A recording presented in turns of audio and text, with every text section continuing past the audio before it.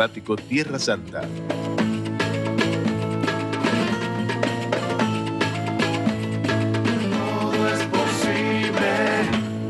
A vos, te digo a vos que para mí es bueno tenerte. Es bueno tenerte. Siempre es bueno tenerte.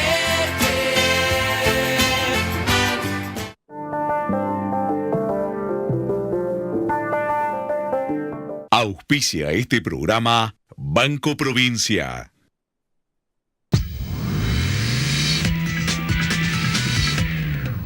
¿Qué tal? Buen día. Bueno, nuevamente vamos a tratar el tema jubilaciones. Ya prácticamente en los primeros días de septiembre, la ANSES tiene que contestar a todos aquellos que estaban interesados en este llamado plan de reparación histórica. Concretamente, bueno, ¿qué es lo que le va a ofrecer la ANSES? Tanto aquellos que tienen sentencia firme, aquellos que están en juicio y aquellos que no hicieron juicio. Ya hay algunos primeros datos que tienen que ver con jubilados mayores de 80 años o gente que está cobrando prácticamente la jubilación mínima. En esos casos, la ANSES informó que el reajuste de haberes que van a empezar a cobrar a partir de septiembre en promedio es del 12%. Da en pesos 695 pesos promedio, lo cual evidentemente es un ajuste muy pero muy bajo. Me parece que está muy por debajo de las expectativas que la propia ANSES fue creando, porque no olvidemos que en su momento había señalado que en promedio los reajustes de haberes podían llegar al 40%, 12% está muy lejos de ese porcentaje. Pero para hablar más a fondo de este tema, convocamos a Miguel Ángel Pastor, que es abogado previsionalista, fue director del Centro Internacional de Estudios de la Seguridad Social, conoce a fondo el tema y bueno, ante todo, buen día, gracias por estar acá con nosotros. Tanto tiempo. Bueno, primero, una pincelada. ¿Cuál es su opinión sobre esto que es un plan que fue aprobado por el Congreso y que la ANSES ya lo está ejecutando? Sí, mi primer pincelada respecto al tema de la sentencia, lo he dicho desde el principio que salió esta ley, es que es la primera vez que yo veo como abogado que hay una ley que dice que hay que cumplir las leyes. Porque en definitiva la ley lo que dice es que hay que pagar las sentencias. Y pagar la sentencia forma parte de las obligaciones legales que tenemos todos los ciudadanos y obviamente todas las instituciones. Pero hay un factor importante. Dice pagar las sentencias, pero con índices que son distintos de los índices que marca la sentencia. Pero para eso tampoco era necesaria una ley. Y tan no era necesaria una ley que el decreto que fija esos índices es anterior a la ley. Porque mientras la ley se tramitaba, antes de promulgarse la ley, ya salió el decreto que fijaba esos índices. Por lo tanto, no era necesaria una ley. Tampoco era necesaria una ley para hacer una transacción. Y yo siempre digo, el Estado debe hacer 100 o 200 transacciones por día, porque en definitiva en cada uno de los juicios que tiene entablados en todo el país, y aún a nivel internacional, siempre se transa o siempre se acuerda. Así que no era necesario. Ahora, en este caso, sí. Vamos a suponer, yo soy un jubilado que tengo una sentencia firme. No me tienen que pagar lo que dice la sentencia y no venir con un acuerdo, porque cuidado también, no es lo mismo que yo con usted haga un acuerdo, dos privados, que un jubilado haciendo un acuerdo con el Estado Nacional. Bueno, evidentemente no. Por eso son dos cosas. Son desniveles, son dos planos de igualdad. Sí. El primer plano no es necesaria una ley. No era necesario para hacer todo esto una ley, con un simple decreto del Poder Ejecutivo que reglamentaba esto se podía haber hecho. Segundo, está la justicia de la cuestión. Es injusto. Esto no hay ninguna duda, que pagarle de menos a quien tiene una sentencia que dice que hay que pagarle más es injusto. Es injusto y además agregaría, no resuelve el problema litigioso, porque si bien se le pide a toda la gente que renuncie al juicio, las renuncias en materia de seguridad social, por ser una materia alimentaria, solo se pueden hacer para atrás. Por lo tanto, para adelante se abre la posibilidad de que cualquiera pueda iniciar un juicio nuevo en función de un reajuste que se le dio en forma equivocada, porque en definitiva eso va a haber de otro resultado. Pero la ley y el procedimiento dice que el jubilado va con un abogado y se homologa en la justicia que él se compromete a no hacer un nuevo juicio. ¿Eso sería ilegal, digamos? Eso es absolutamente legal para atrás.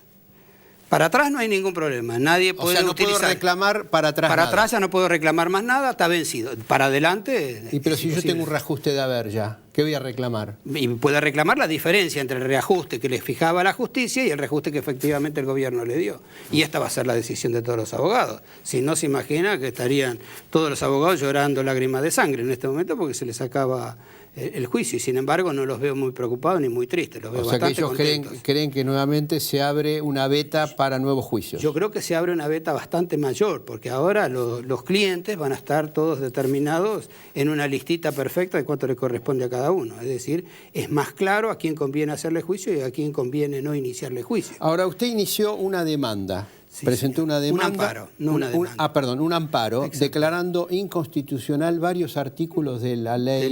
De la ley. Que lo primero que aclaro no tiene nada que ver con el tema de las sentencias. El capítulo de la sentencia, cada uno que acepte, no acepte, que haga juicio o que deje de hacer juicio, es una decisión personal de cada uno y eventualmente del abogado que lo asesore. Yo en ese tema no me meto. Yo sí me meto en un tema que creo que es crítico para lo que viene, que es el Fondo de Garantía de Sustentabilidad.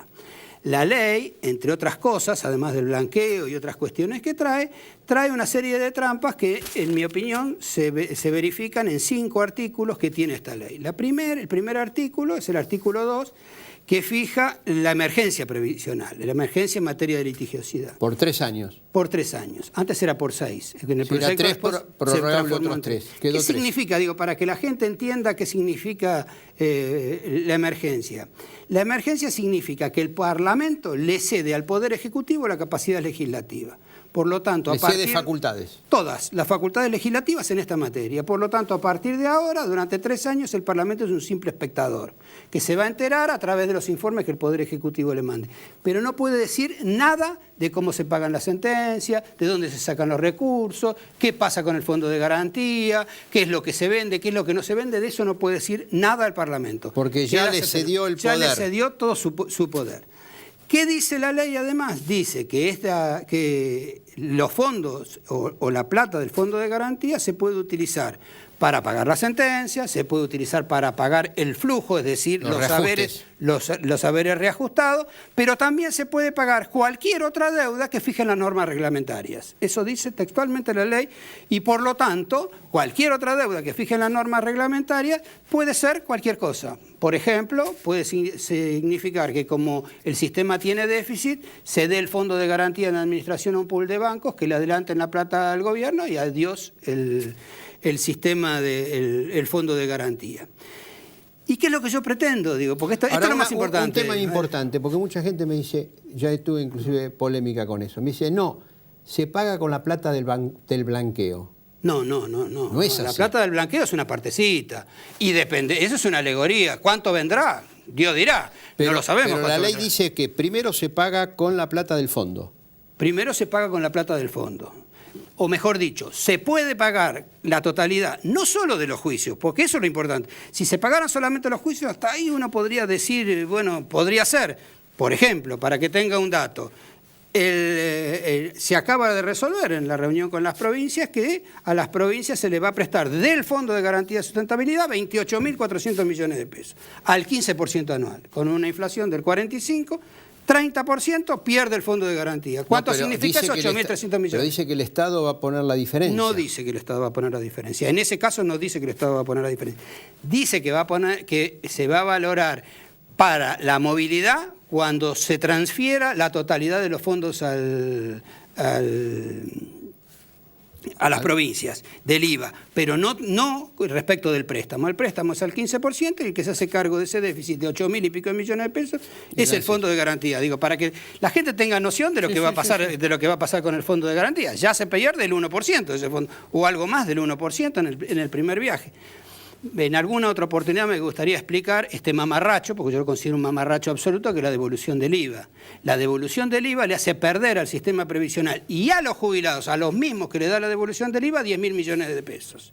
Aunque parezca increíble. ¿Por qué pasa eso? Porque afecta la ley de movilidad y el afectar la ley de movilidad, que afecta a 14 millones de personas, la ganancia es superior al Estado que lo que devuelve. Lo que significa una auténtica ignominia, que además va a afectar por 10 años a los futuros jubilados, porque la ley de movilidad de todos los que se jubilen de ahora para adelante se va a ver afectado en un 6% o un 7% su movilidad de aquí para adelante.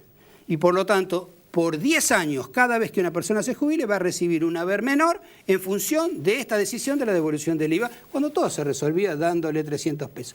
Pero lo más importante, Ismael, y esto creo que es lo que la gente debe entender con toda claridad, lo que yo pretendo, en definitiva, que haya un trato igualitario con los jubilados. ¿Cuál es ese trato igualitario? ¿Con quién quiero el trato igualitario? Con los fondos buitres. Mire qué sencillo.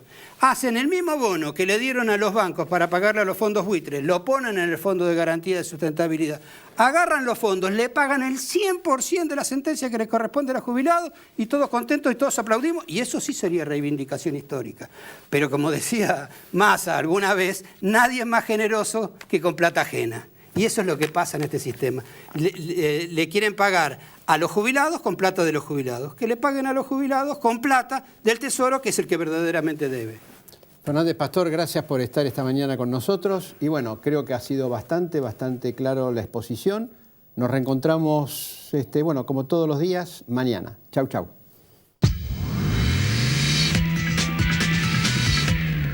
www.avira.org.ar Asociación de Aseguradores de Vida y Retiro de la República Argentina. 20 años generando conciencia aseguradora. Auspició este programa Banco Provincia. Unión de Aseguradoras de Riesgos del Trabajo. 20 años protegiendo el trabajo argentino.